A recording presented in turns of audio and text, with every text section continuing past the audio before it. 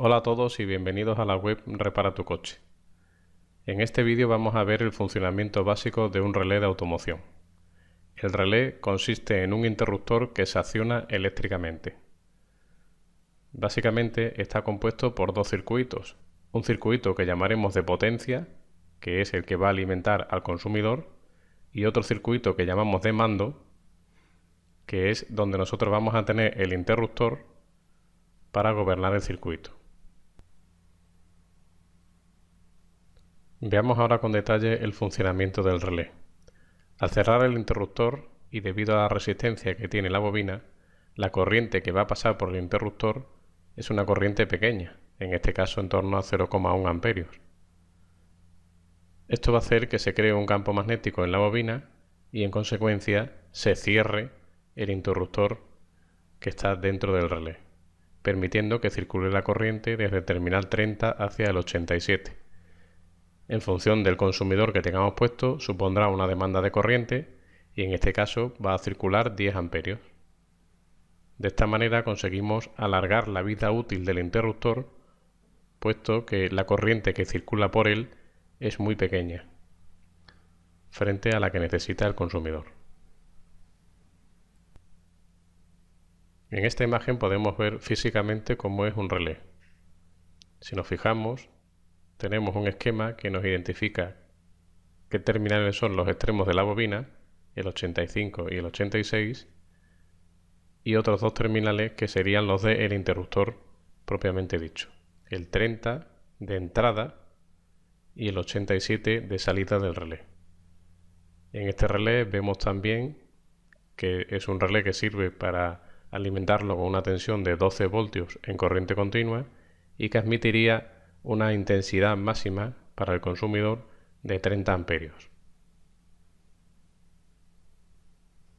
Otro tipo de relé similar es el que tenemos aquí abajo.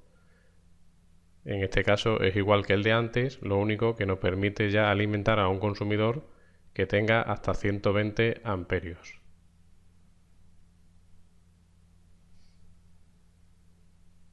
Y finalmente tenemos este esquema donde podemos observar los mismos terminales del relé.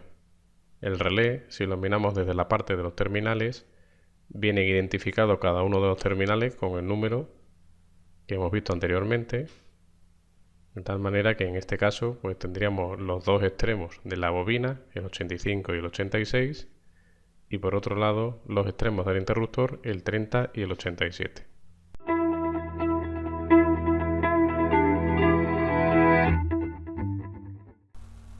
A continuación vamos a ver cómo sería el esquema eléctrico. Si alimentamos el relé con 12 voltios, el esquema que vamos a ver a continuación es un esquema amperimétrico que representa el paso de la corriente desde la línea horizontal de arriba, que tenemos 12 voltios, a la que hemos trazado abajo a 0 voltios. Si dibujamos el relé, identificamos sus terminales con la numeración que hemos visto antes. Tenemos también un consumidor y el interruptor de mando. El interruptor lo podemos colocar bien a la entrada de la bobina o bien al final, gobernando la masa que le damos a la bobina del relé. Frecuentemente se hace mejor este montaje porque es más seguro. Si vemos los cálculos y pensamos por ejemplo en un consumidor de 60 vatios a 12 voltios, despejando de la fórmula de la potencia, que es igual a la tensión por la intensidad, pues vemos que necesitamos una intensidad de 5 amperios para alimentar a ese consumidor. Teniendo en cuenta que la resistencia que tiene la bobina del relé en este caso son 82 ohmios, y usando la ley de Ohm vemos que necesitamos una intensidad que va a circular por la bobina de 0,14 amperios. Una vez más, como hemos dicho antes, vemos que con una intensidad muy baja podemos gobernar un circuito que necesita mayor consumo.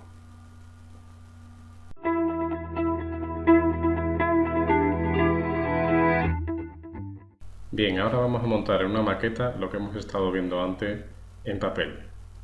Si nosotros alimentamos con 12 voltios, hemos colocado en este caso una regleta portafusible y un fusible, y ya hemos alimentado los extremos de la bobina con los terminales 85 y 86 dándole masa a través de ese interruptor, y ahora estamos alimentando el terminal 30 y el 87 al consumidor, que en este caso es una lámpara. Colocamos la masa de la lámpara y al accionar el interruptor va a circular corriente por la bobina, crea el campo magnético cerrando el interruptor eléctrico.